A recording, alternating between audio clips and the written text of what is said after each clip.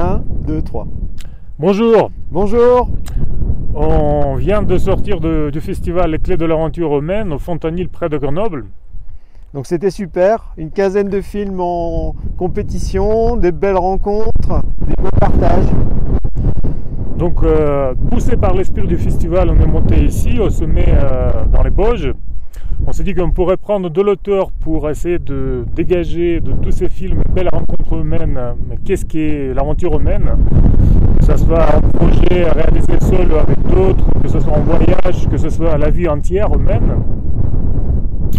Et pour l'équipe de bénévoles dans lesquels on participait dans la préparation du festival, ou pour les gens qui peuvent être intéressés par le sujet, on s'est dit que voilà, on pourrait faire un exposé sur les clés de l'aventure humaine. C'est d'ailleurs ce que tu avais prévu, mais que ça ne peut pas se faire. Et donc, voilà, c'était une petite déception que j'ai pas pu faire cet exposé, et donc voilà, ça va se faire sous la forme de cette vidéo. Donc ça va être plus complet, donc tant mieux pour tout le monde. Tant mieux, ouais.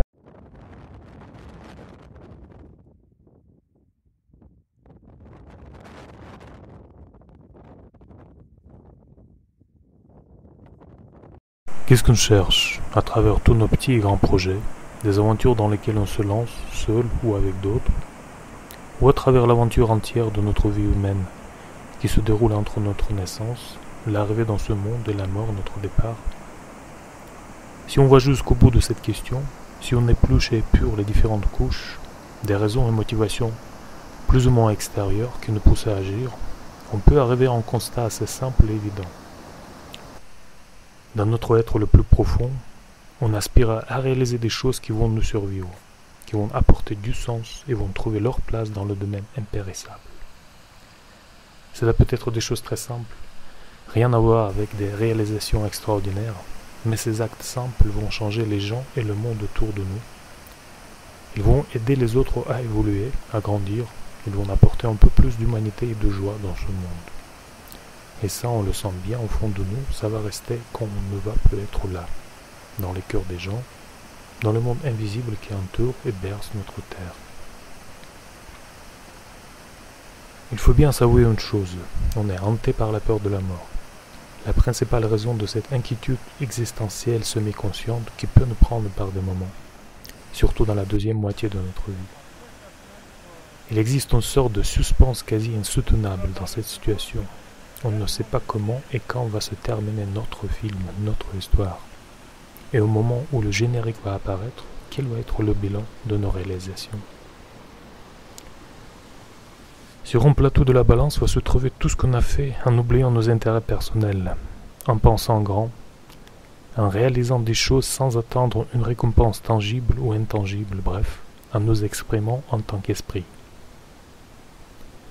Sur l'autre plateau va trouver sa place toute notre petitesse, tout ce qu'on a fait pour soi, pour se remplir, pour combler ce vide béant à l'intérieur de nous, pour atténuer cette angoisse face à la fin inévitable de notre film. Bref, en nous manifestant en tant que personnalité, petit moi. Et dans tout ce qu'on fait ou cherche à faire, sans exception, on est constamment déchiré entre ces deux plateaux, entre ces deux parties de nous-mêmes, qui sont en combat perpétuel entre elles. Cela peut paraître paradoxal, mais ce n'était pas toujours le cas. L'être humain évolue, et d'une époque à l'autre, la disposition intérieure de la psyché humaine change radicalement. C'est de l'enfantillage de croire qu'on descend des singes. Montrez-moi un singe qui déprime parce qu'il est hanté par la peur de la mort. Ceci dit, j'ai rien contre les singes, et je comprends bien que le fait de réduire l'être humain en mécanisme biologique qui a miraculeusement appris à penser pourrait bien plaire à certains chercheurs de simplicité. Mais ceci amène nulle part, sauf vers une déprime plus grandissante. L'histoire humaine est beaucoup plus complexe et riche en dénouements inattendus et rebondissements incroyables. Environ 2000 ans avant Jésus-Christ, donc en miroir à notre époque, on peut situer un changement capital qui commençait à s'opérer dans la psyché humaine.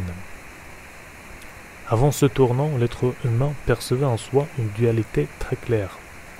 D'un côté, son être véritable, son esprit, auquel il disait « moi », et qui faisait partie du monde intangible, était en quelque sorte un prolongement de l'univers spirituel, du monde des dieux. et de l'autre côté son corps physique, qu'il sentait comme un véhicule pour se déplacer et agir dans le monde tangible. Et ben, sacrée différence par rapport à nous, dans la façon de se percevoir actuellement, n'est-ce pas? Cette disposition intérieure faisait que l'homme ne connaissait pas la peur de la mort. La mort du corps physique était juste une perte du véhicule, tant que l'esprit humain continuait son chemin au centre de l'univers spirituel, où il n'y a que des métamorphoses, mais pas de mort comme on l'entend sur Terre. L'autre différence choquante se situait au niveau de la capacité de mémoire humaine, qui était aussi bien différente de notre mémoire actuelle. L'homme se souvenait naturellement de ce qui s'est passé avec ses ancêtres, voire avec son peuple et même avec la terre entière. Non pas parce qu'on lui avait raconté, mais parce qu'il avait accès directement à la mémoire de l'univers. Le film qu'il voyait à l'intérieur de lui-même était beaucoup plus large que notre petit film actuel où on ne voit que notre petite histoire à partir de l'âge à peu près de 3 ans. C'est au cours de la civilisation grecque, vers 5e-4e siècle avant Jésus-Christ, que la majorité des gens ont perdu cette mémoire élargie. Et c'est à ce moment-là qu'apparaît Hérodote, le premier historien dans le sens moderne du terme, qui commence à confier aux écrits ce qui s'est passé avec le monde. Avant lui, faire cela paraîtrait un non-sens complet. En effet, pourquoi chercher à fixer sur un support ce qui était évident pour tout le monde? Donc on est à peu près vers l'an 2000 avant Jésus-Christ, et c'est là que commence à s'opérer un changement important à l'intérieur de l'être humain. Il commence à chuter avec sa conscience à l'intérieur de son véhicule. Il commence à s'identifier à son corps. Sa mémoire cosmique commence à se rétrécir et à s'estomper. Il se sent de moins en moins faisant partie intégrante de l'univers spirituel, du monde des dieux. Et c'est le destin de son corps physique qui le préoccupe de plus en plus. C'est à ce corps, son véhicule, qu'il apprend à dire « moi ».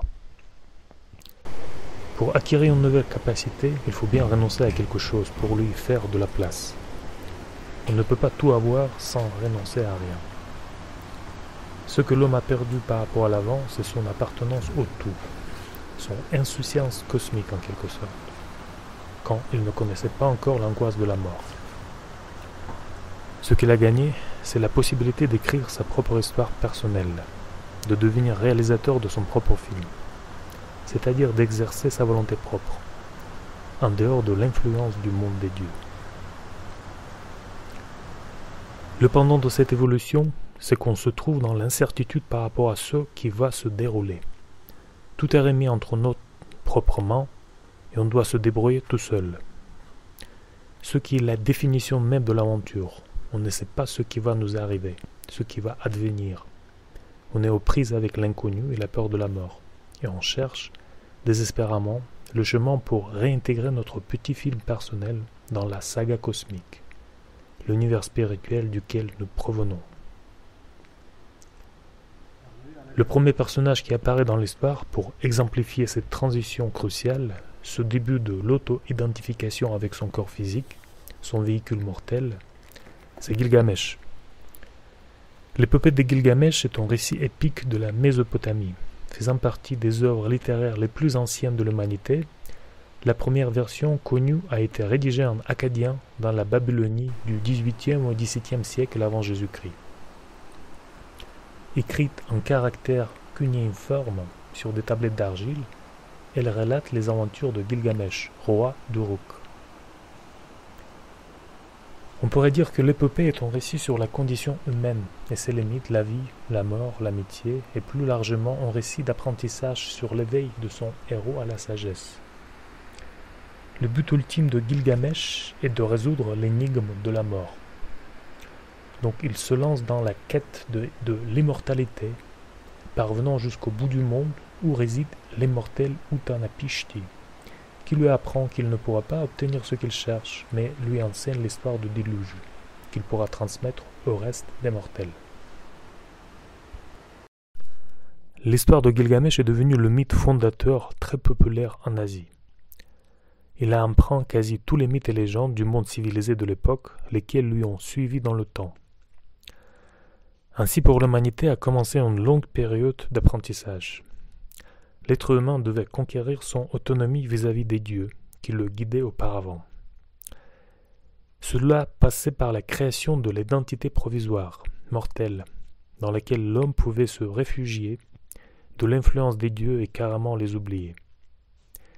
Mais en fin du compte, cette identité provisoire était destinée à servir de tremplin pour acquérir l'individualité permanente, immortelle, de nouveau viable parmi les dieux et capable d'être leur collaboratrice. Des mythes et des légendes de tous les peuples retraçaient ce cheminement, servaient comme un viatique, une carte pour l'humanité afin que les hommes ne se perdent pas dans l'inconnu du monde physique, pour qu'ils puissent sortir victorieux de leurs aventures. Et chaque aventure, en fin du compte, est un processus de métamorphose de la conscience humaine. L'histoire débute par une conscience rêveuse, insouciante, large, qui est reliée au tout mais n'a pas de volonté propre et ne se rend pas compte d'elle-même. Cette conscience vit un rétrécissement, une concentration, une coupure avec le tout ou une chute. Dans cette coupure-chute, elle se sent blessée, se concentre par réaction sur ses intérêts personnels au détriment des autres, pousse le bouchon aussi loin qu'elle peut, pour se retrouver finalement dans un cul-de-sac. Et c'est là que le basculement décisif peut s'opérer. Après avoir touché le fond, l'être humain peut choisir de réémerger de l'autre côté du rideau, certains diraient de la mort, afin de renouer librement ses liens avec le tout, devenir le serviteur des autres, sans pour autant perdre sa volonté propre et l'autonomie. Dans les années 40 du XXe siècle, le mythologue américain Joseph Campbell a découvert que presque tous les mythes et légendes du monde entier suivent la même trame, qu'il a nommé le parcours du héros. Depuis, ce concept est devenu très populaire, surtout en Hollywood qui en a fait la base de quasiment tous ses scénarios. Dans ce contexte, on pourrait se poser la question: pourquoi actuellement une grande majorité de gens ont-elles soif de voir des films, des histoires?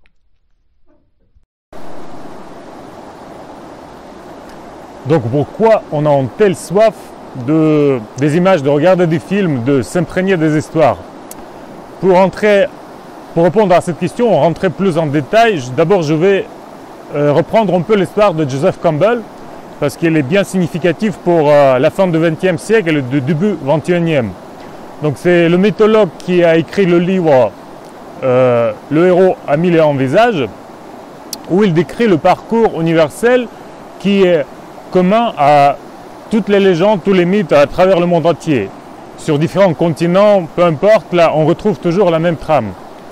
Son livre qui était écrit en 1947, dans les années 60-70, il devient de plus en plus populaire et notamment il attire l'attention des producteurs et des réalisateurs de Hollywood. Et notamment, un des scénaristes connus de Hollywood, Christopher Vogler, qui reprend la trame découverte par Joseph Campbell pour en faire un guide de scénariste. Le livre qui était beaucoup utilisé par beaucoup de scénaristes ou écrivains pour créer des histoires attirantes, des histoires qui parlent à l'être humain d'aujourd'hui, qui éveille l'intérêt chez lui et qui donne envie de s'imprégner de cette histoire. Mais pour moi, l'auteur qui a contribué le plus à ce processus de conscientisation du parcours du héros, c'est le Hollandais qui s'appelle Manfred van Doorn. Et donc c'est un psychologue et psychiatre qui ont une perception très fine de tout ce qui se passe dans l'être humain, comment ça se répercute dans son milieu social et tout ça. Et donc elle a pu mettre les 12 étapes, donc en fait Campbell elle a discerné entre 11 et 17 étapes dans le parcours du héros. Vogler elle a réduit le nombre des étapes aux 12. Et donc elle a basé son guide de scénario sur 12 étapes. Mais en fait pour moi c'est que Manfred van Doorn qui a pu mettre les 12 étapes en bon ordre. Il a donné des bonnes appellations à chaque étape et ça fait que le tout, du coup, pour moi, ça a pris tout un sens de ce parcours. Ce parcours a pris tout un sens et donc c'est ce travail de Van Doorn qui m'a permis à pour moi, à conscientiser le processus de métamorphose dont j'ai parlé déjà avant. Donc je vais vous parler de 12 étapes de façon succincte. C'est bien de prendre en compte que en fait, les 12 étapes, elles se partagent en deux parties. Premières 6 étapes, ils se reflètent dans les dernières 6 étapes et ils vivent une sorte de métamorphose. Mais on va voir ça au fur et à mesure de dérouler en fait. Donc première étape, c'est le prologue. Le futur héros, il reste dans son monde connu et c'est en état de rêve où lui il sent qu'il aura des changements qui vont en arriver, mais il ne sait pas encore qu'est-ce que c'est en fait. Et donc ça c'est une étape préliminaire, ça ressemble un peu à l'étape prénatale que le bébé passe dans le ventre de sa mère avant la naissance. Donc il baigne encore dans une espèce d'insouciance et inconscience, mais il pressent que les changements vont arriver, quelque chose va changer. Deuxième étape, ça s'appelle l'appel au changement. Et donc là, le futur héros entend un appel. L'appel peut venir soit de l'intérieur de lui-même, il y a quelque chose qui monte en lui, qui lui dit en fait qu'il faut changer des choses, il faut aller vers quelque chose de nouveau en fait. Il faut changer son milieu, etc. Mais ça peut être aussi l'appel qui vient de l'extérieur. Il y a quelqu'un qui vient vers lui, il dit écoute, on a une mission à te confier, et elle consiste en ça. Donc c'est quelque chose qui normalement ouvre le cœur du héros, du futur héros. Il sent que il a quelque chose dedans qui lui parle et il sent bien cet appel. Il aimerait bien vivre ça, même si quelque part, c'est quelque chose qu'il ne sait pas faire encore. Donc on arrive à la troisième étape. Après avoir entendu l'appel, ce qui se passe dans le futur héros, c'est tout son refus qui monte. Sa résistance au changement. Ça, c'est très normal et très naturel, et donc c'est une étape incontournable. Donc, dans notre héros, c'est tous les noms qui montent dans sa conscience, toutes les raisons qui lui disent pourquoi il ne faut pas se lancer dans cette aventure.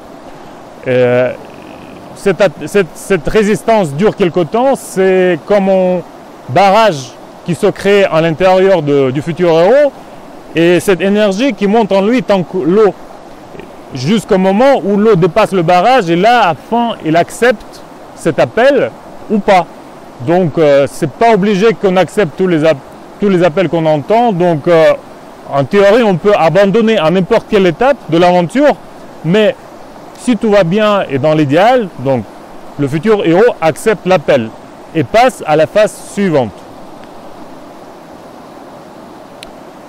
Quatrième étape, c'est le mentor. Ça s'appelle le mentor, donc c'est l'étape d'apprentissage.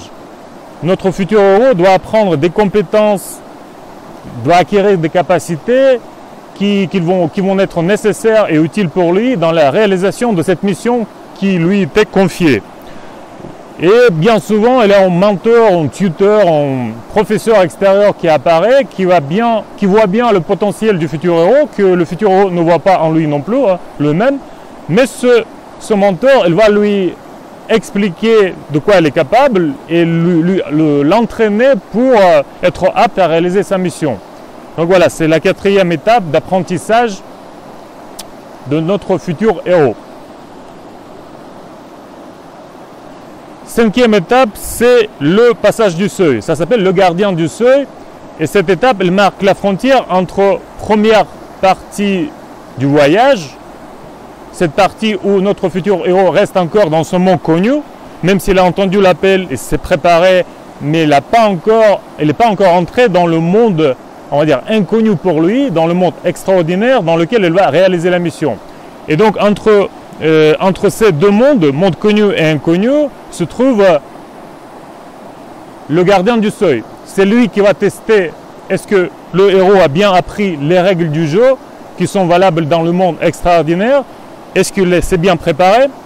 Et donc si le héros n'est pas assez préparé, donc il était renvoyé à l'étape précédente. Mais dans l'idéal, si tout va bien, il arrive à passer le test et il entre dans le monde extraordinaire pour réaliser sa mission. Donc voilà, une fois passé le test, notre futur héros qui est devenu enfant le héros parce qu'il est déjà dans le monde extraordinaire où il va réaliser sa mission. Il vit les premières expériences du monde extraordinaire. Et la première étape de ce monde extraordinaire qui l'attend, c'est le roi pour un jour. On peut dire aussi calife pour une heure. Donc c'est l'étape où notre héros savoure le premier succès. Donc pour donner un petit exemple, là, un jeune qui a fait ses études, qui a passé ses examens, ses tests, il a eu son diplôme. Donc ce diplôme lui donne accès à un poste dans une boîte où elle aimerait bien travailler. Et donc là, il jouit de nouveaux pouvoirs qui lui sont confiés. Il se sent un peu comme le centre d'attention des autres. Il se sent sur un piédestal. Donc c'est pour ça que cette étape s'appelle le roi pour un jour.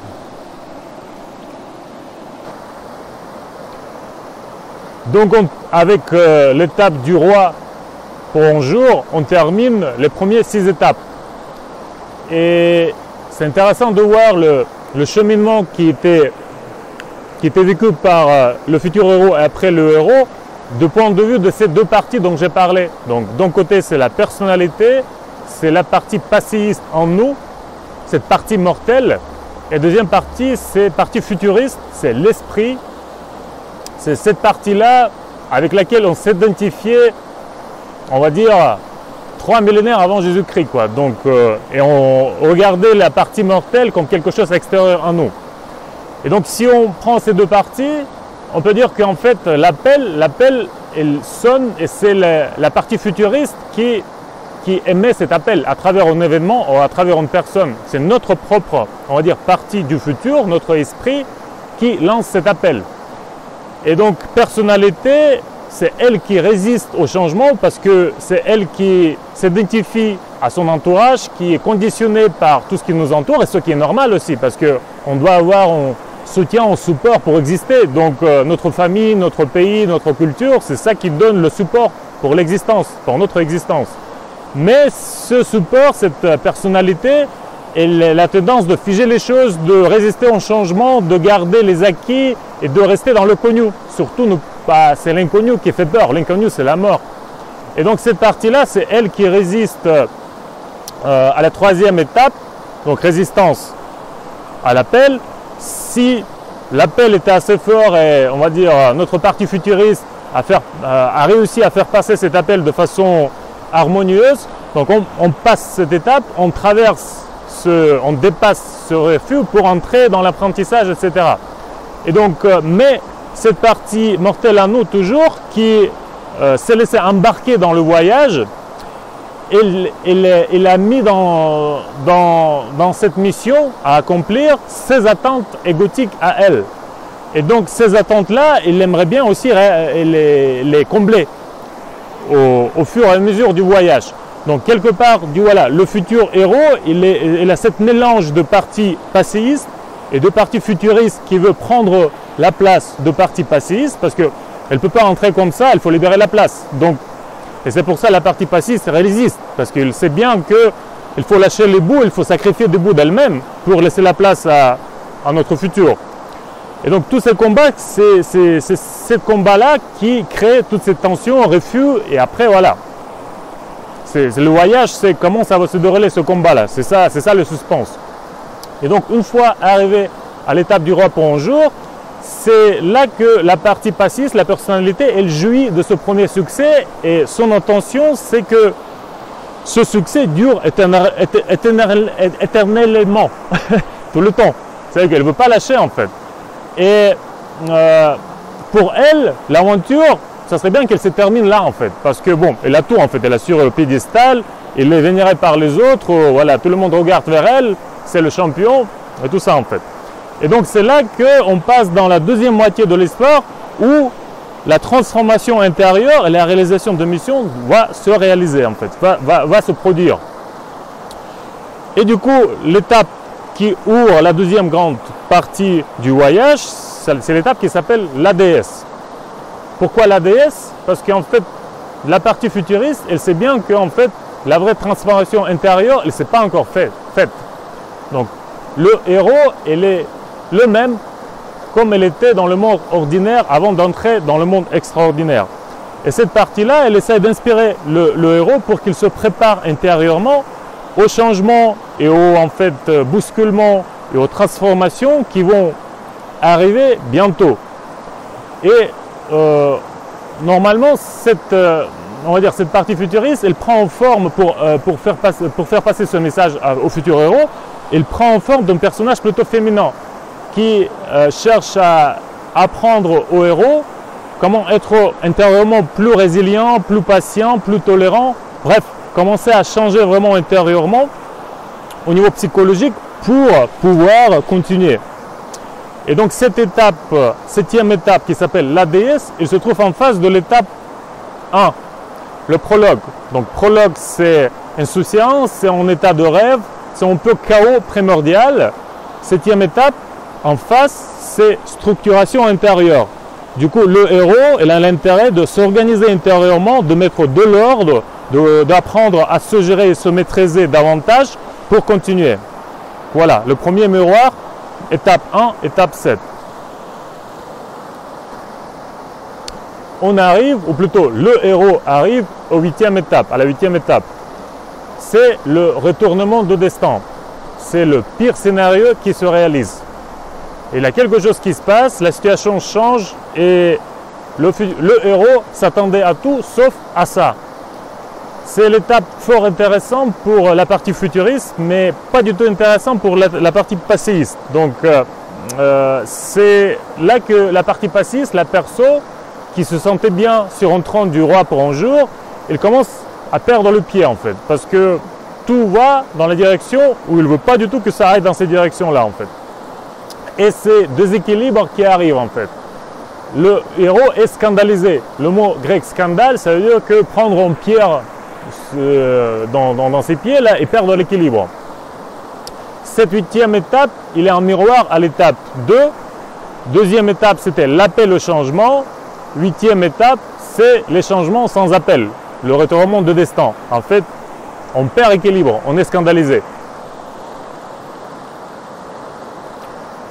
Neuvième étape, le coup de poignard. Après avoir été déstabilisé, après avoir perdu l'équilibre, le héros s'enfonce de plus en plus en bas. Et à un moment donné, il touche le fond. C'est la désespérance, il n'a pas de force, donc il a perdu toutes ses forces. Il voit qu'en fait, finalement, peut-être il ne va pas pouvoir réaliser sa mission parce que il se sent épuisé, désespéré et dans le noir. Et cette partie-là, elle est incontournable pour arriver à retoucher le but de ce voyage en fait. Parce que jusque-là, dans le héros, les deux parties, elles étaient mélangées. Et au but, on va dire, primordial à cet appel qu'il a entendu, s'est mêlé toutes sortes d'attentes égotiques que la personnalité a mis dans le projet.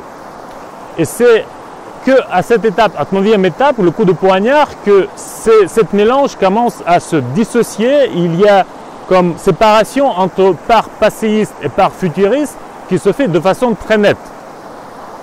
Et en fin du compte, quand le héros est arrivé jusqu'au fond, et là il touche le fond, il n'a plus de force, toutes les motivations égotiques de la personnalité, ils sont plus valables en fait. La personnalité, cette partie mortelle, il a peu à quand intérêt de continuer en fait. Parce qu'il sent que c'est pas elle qui va gagner. En fin du compte, là, elle va avoir rien pour elle. Et cette partie-là, elle ne veut pas continuer. Et si la partie futuriste, elle n'est pas assez présente, si le héros, il ne s'est pas assez entraîné à la phase d'entraînement ou à la phase de préparation intérieure, la déesse, elle peut lâcher. Donc là, c'est l'étape la plus charnière de tout le parcours. C'est à ce moment-là que la plupart des projets peuvent avorter. Mais si la partie futuriste elle est assez forte, du coup, le héros, il sent qu'en fait, même s'il ne va rien gagner pour lui, il ne va pas avoir ses attentes égotiques réalisées, mais ce but principal, ce but ultime du voyage, la raison d'être de ce projet, c'est ça qui est important que ça se réalise, quoi. C'est pas lui en fait, c'est plus grand que lui. Et il peut continuer, il peut passer à l'étape suivante que si en lui il a cette finalement amour pour sa mission qui est présente, quoi. Il voit qu'en fait lui il peut mourir, quoi. C'est pas important que voilà il gagne rien, mais cette mission il va apporter quelque chose aux autres, et même s'il va plus être là, les autres ils vont en profiter. Et c'est que ça qui peut lui faire passer à l'étape suivante. Donc c'est l'étape cruciale dans l'acquisition de liberté dans ce projet, dans ce parcours. Parce qu'avant, justement, tant que le héros attendait une récompense, quand on attend une récompense, on n'est pas libre en faisant les choses. On fait pour avoir quelque chose, mais on ne fait pas parce qu'on aime vraiment ce qu'on fait en fait. Et c'est à cette étape-là que le héros peut basculer vers cet amour et retrouver cet vrai amour pour sa mission et lâcher les attentes ou la récompense, on va dire, égotique qu'une partie de lui attendait. Donc cette 9e étape, elle se trouve bien en miroir à l'étape 3. À l'étape 3, c'était la résistance, l'accumulation de l'énergie quand l'eau montait devant le barrage. Étape 9, c'est perte de toute l'énergie, mais par contre, on gagne en conscience. Et cette partie qui est résistée, qui est freinée à 4 fers sur l'étape 3, il devient bien visible sur l'étape 9. Donc on voit bien cette partie en nous qui n'est pas très belle, la partie égotique, la partie mortelle. On la voit très bien, et l'important c'est garder la distance, parce que voir ce côté sombre de soi-même, c'est pas agréable, quoi. Et le danger de s'identifier à ça en fait. Mais le fait qu'on le voit, ça veut dire qu'on n'est pas ça en fait. Donc il y a cette partie en nous, notre esprit, nous en tant qu'esprit, c'est que cette partie en nous qui peut voir ça en fait. Parce que si c'est visible, ça veut dire que c'est pas nous qui regarde ça. Ça veut dire que on n'est pas ce qu'on voit, même si ça fait partie de nous. Et donc c'est cette dissociation entre les deux parties qui se fait, et c'est là que le héros peut accepter de voir cette partie sombre en lui et continuer son chemin. Le héros passe à l'étape suivante, l'étape 10, retour à la lumière. Donc c'est là que, après avoir vécu ce basculement, ayant vu cette partie sombre de lui, ça fait que cette partie commence à lâcher. Donc elle libère la place pour qu'il y ait notre partie futuriste qui peut entrer sur la scène et prendre sa place dans notre conscience. Et le fait que cette partie passéiste lâche, le héros redécouvre son idéal, le but de sa mission. Et cette fois, il le fait librement, comme j'ai dit, et c'est que lui qui peut le faire en fait. Il n'y a personne de l'extérieur qui peut lui aider en fait. Mais sur cette étape qui s'appelle le retour à la lumière, il réacquiert la mission de façon plus profonde. Du coup, là, il est sûr que ses motivations qui lui donnent envie à continuer, c'est les siens, quoi. C'est personne de l'extérieur qui a finalement lui suggéré ses motivations, en fait. C'est son être profond qui se manifeste à ce moment-là. Et c'est pour ça que cette étape s'appelle retour à la lumière, et c'est là que notre partie futuriste, l'esprit du héros, il prend la place dans sa conscience. Elle commence à se manifester. Bien évidemment, après, c'est en fonction d'envergure du projet en question, du voyage. Ça peut se faire jusqu'à certains degrés. Ça ne veut pas dire que chaque projet, ça nous amène à complètement vivre, on va dire, la mort de notre partie passiste, de notre personnalité, pour renaître en tant qu'esprit à 100%. Ça se fait, voilà, en pourcentage en fonction de l'envergure du projet. Mais, ceci dit, à travers n'importe quel projet qu'on peut vivre, à travers n'importe quelle aventure, on vit en essence ce processus. Ce processus qu'il a en partie, en petit bout, un peu plus que petit, peut-être un peu moins que petit, mais il a toujours un petit bout de notre personnalité qui lâche, qui meurt, et un bout de notre esprit qui arrive et qui prend sa place. Dans l'idéal, c'est ça qui doit se passer en fait. Et donc voilà, dixième étape, c'est retour à la lumière. C'est notre partie futuriste qui commence à prendre sa place en nous. Et si on voit au niveau miroir, 10e étape, ça se trouve en face de l'étape 4, le mentor. Là, c'est quelqu'un extérieur, mentor, un professeur, qui nous apprenait des choses pour nous aider à développer des qualités ou voir en nous. Il a ouvert nos yeux sur notre potentiel. Par contre, là, étape 10, il n'y a pas de mentor extérieur, c'est nous-mêmes qui puisons à l'intérieur de nous. Après avoir traversé en fait la mort sur l'étape 9, après avoir touché le fond, c'est nous-mêmes qui puisons en nous pour réacquérir notre idéal, pour redéfinir pour nous notre mission, pourquoi on le fait. Donc on voit bien que c'est en fait ce qui était extérieur sur l'étape 4, ça s'inverse et ça vient de l'intérieur du héros sur l'étape 10. On arrive à l'étape 11, c'est le combat ultime, c'est là que la transformation majeure se passe. Cette étape s'appelle la mort et la résurrection. Après avoir été retourné vers la lumière, après avoir réacquis son idéal et sa mission, le héros se confronte à la situation du test ultime. Extérieurement, il vit une situation qui essaye de le casser en fait. Et la situation, les gens autour de lui, ce qu'il vit, il cherche à le faire plier les genoux en fait. Et lui dire que ce que tu as réacquis en tant que ton idéal, ta mission, il faut que tu l'oublies en fait. Et tu vas faire comme nous on te dit en fait. Tu vas te soumettre aux règles qu'on t'impose. Et oublie tout ce que tu as réacquis, oublie les moments de profonde solitude où tu as pu toucher ta liberté et ton amour, oublie tout ça en fait. Là tu vas faire comme on te dit. Et pour le héros, c'est le test ultime.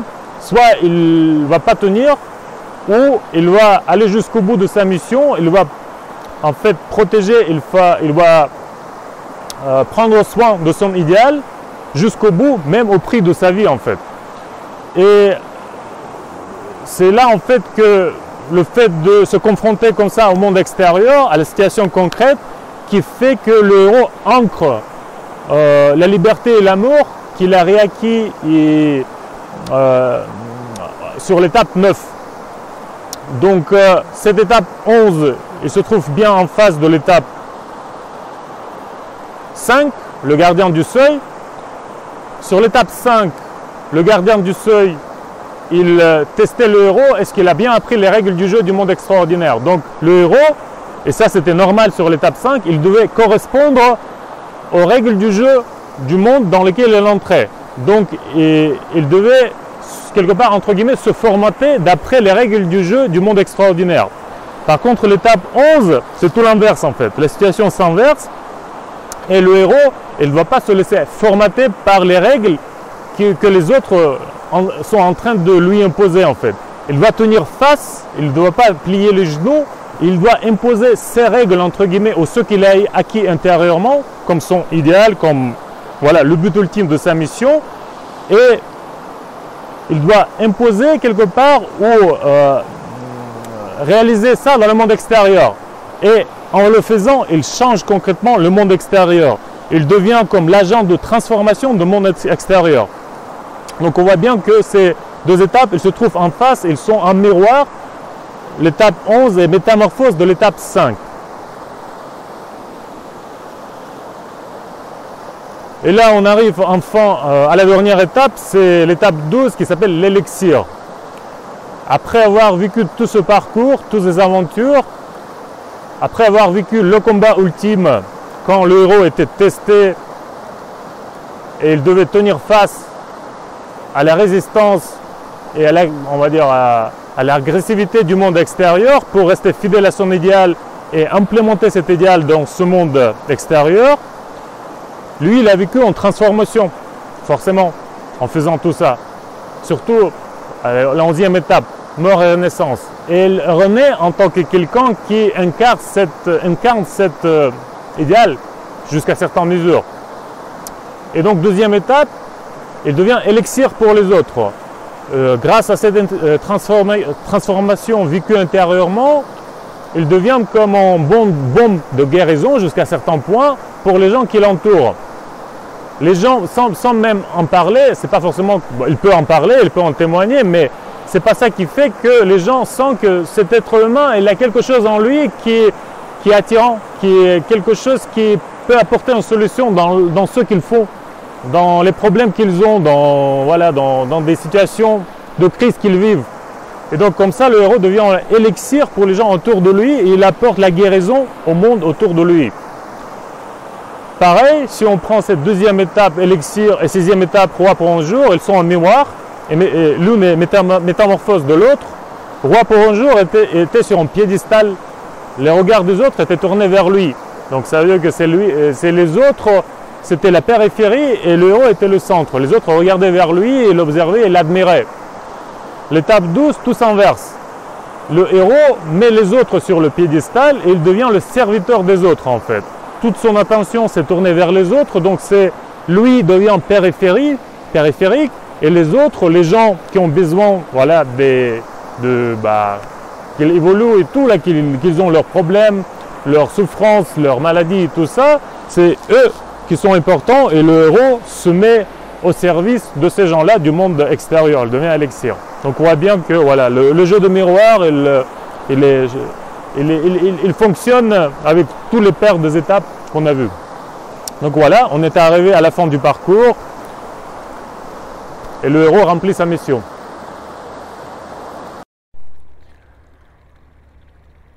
Donc pour enfin répondre à la question que j'ai posée auparavant, pourquoi actuellement on a une telle soif des histoires, des aventures, que ce soit c'est nous-mêmes qui vivons ces aventures ou on baigne dans l'univers, on va dire, des films, des bandes dessinées, des séries télévisées.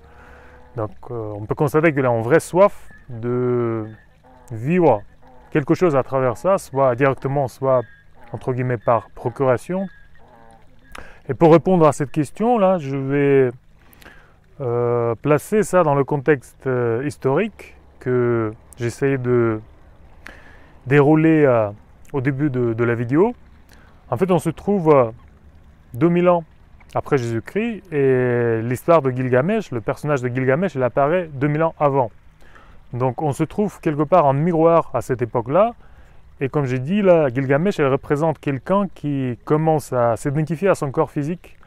Et c'est quelqu'un qui représente cette transition entre la conscience élargie, la conscience d'appartenance au tout.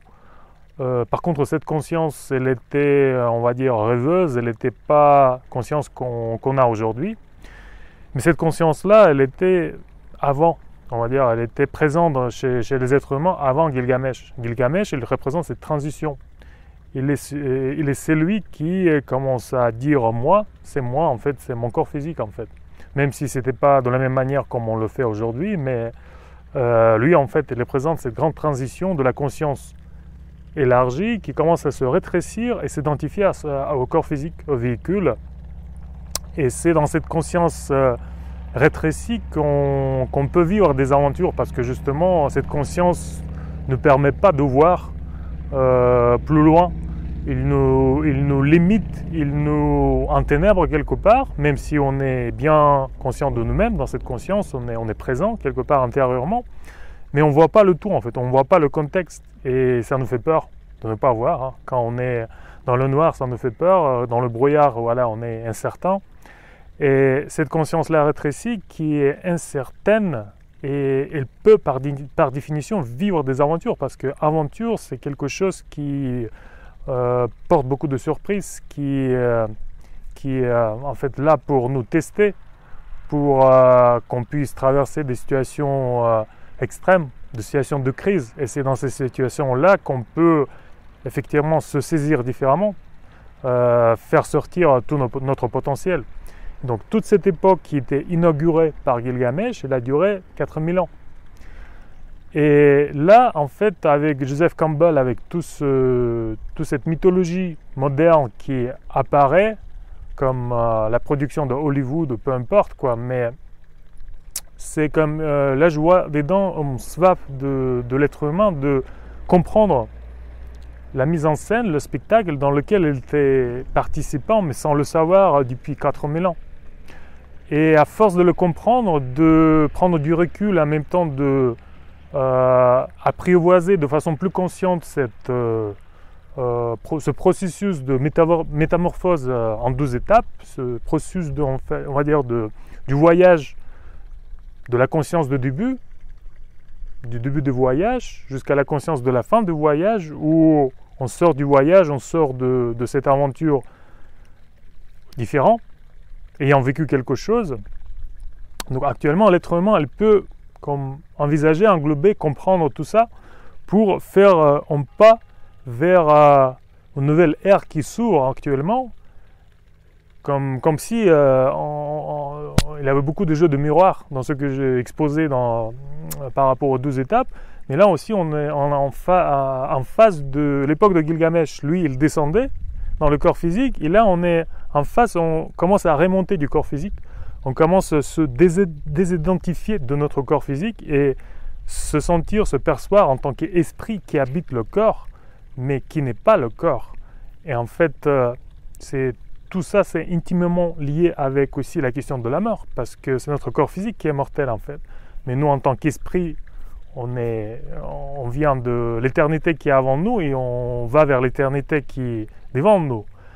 Et donc, entre ces deux événements, ça veut dire que là, 2000 ans, Gilgamesh qui descend, 2000 ans après, c'est nous qui commençons à remonter, pas tous en même temps.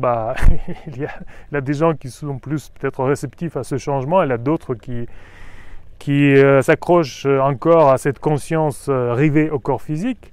Mais c'est très, très visible que l'humanité, il y a quand même une séparation qui se fait. Il y a de plus en plus de gens qui cherchent une nouvelle conscience, qui veulent plus s'identifier à leur personnalité, qui veulent plus s'identifier, à se limiter, à se réduire à leur corps physique. Et c'est pas que en théorie, ils le sentent vraiment que eux, ils sont autres, ils sont esprits qui habitent le corps.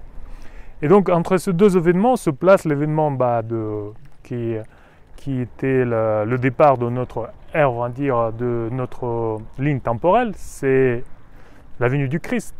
Et donc, comme si à l'intérieur de cette période de 4000 ans, le début et la fin de cette période, au milieu, il se trouve l'événement où le Dieu a vécu l'aventure humaine, en fait. Et en vivant cette aventure humaine, il a déposé des graines, il a apporté les clés qui peuvent être utilisés par nous pour sortir victorieux de nos petites aventures, de nos petits projets, de notre vie ou de cette toute grande aventure de l'humanité qui durait 4 millénaires au moins. Bon, elle avait bien sûr des choses avant, il y aura bien sûr des choses après, mais en fait, on peut, on va dire, voir cette aventure à plusieurs niveaux. Au niveau de notre vie individuelle, mais au niveau de l'humanité entière, quoi. Et le moment d'apparition du Christ, c'est le moment pivot qui crée comme un point tournant, et en même temps, c'est un point qui tient la balance. Et là, on est sur le plateau de la balance qui est en train de remonter vers notre conscience. Et c'est ça en gros qui recèle en soi ce processus d'aventure en 12 étapes à travers lequel on a voyagé depuis des millénaires, et on est en train de découvrir le sens de cette aventure maintenant de plus en plus pour aller vers le futur, pour aller vers cette futur qui nous attend. Voilà, je pense que j'ai dit ce que je voulais dire. Je pense que c'était assez dense, mais voilà, le format de vidéo, voilà, ça impose certaines limites. Et donc, merci pour votre attention. J'espère que ça vous a apporté des choses intéressantes, peut-être des sujets de réflexion, voilà. Et donc, je vous dis à une autre fois dans une autre vidéo. Au revoir.